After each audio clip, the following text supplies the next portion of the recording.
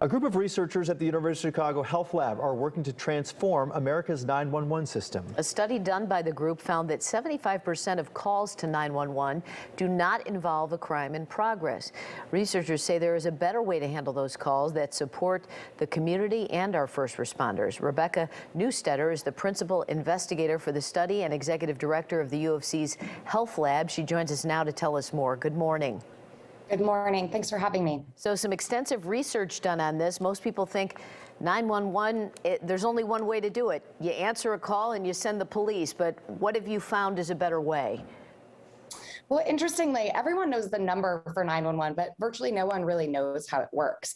911 in this country is a patchwork of about 6,000 different 911 centers that are operating with a different set of standards in terms of hiring practices, as well as how they take and handle calls.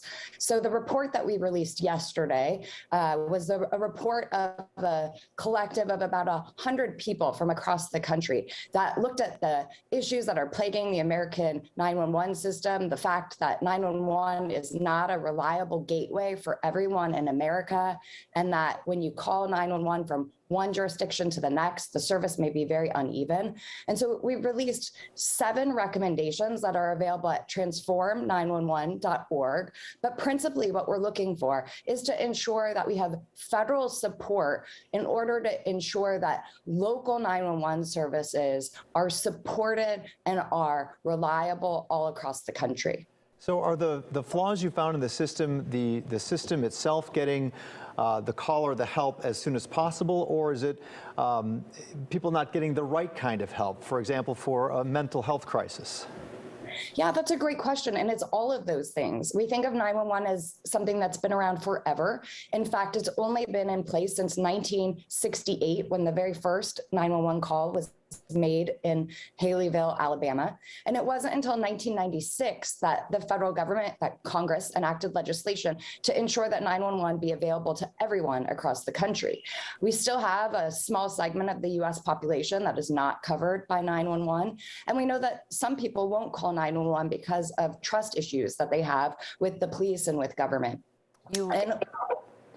And what we know is that the police are often confounded with 911. When we call 911, we think we're calling the police, but we are presenting a solution in order to ensure that 911 is independent and equal, an equal standing public safety partner in order to ensure that there are equal outcomes for all callers across the country. So that's some of your recommendations. You'd like to see a short-term cabinet position just dedicated to 911. And you also say you'd like these 911 call centers to be independent departments so they don't answer to the EMS or the police department. How could that be?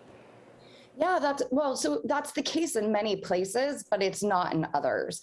So Chicago has an independent Office of Emergency Management Communication. It's a separate agency, but in many places across the country, 911 centers are a subordinate division under police, fire, or EMS. And in any event, in most places, they are not an equal public safety partner. And so what we need to see is that 911 is supported as an equal partner, that they have the resources and dedicated support, because today the technology does not support 911. In fact, in most jurisdictions, your local pizza delivery company is more likely to be able to reliably find you geographically than if you call 911.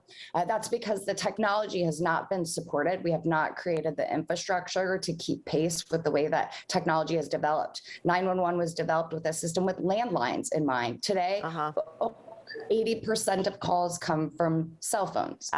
We also want to ensure that the right responder is able to respond at the right time. And so what that means is that there needs to be more options for 911 professionals to deploy to. And you had mentioned the website there for more information. The website again is called transform911.org. Rebecca Newstetter, we really appreciate your time this morning. Thank you so much. Thank you.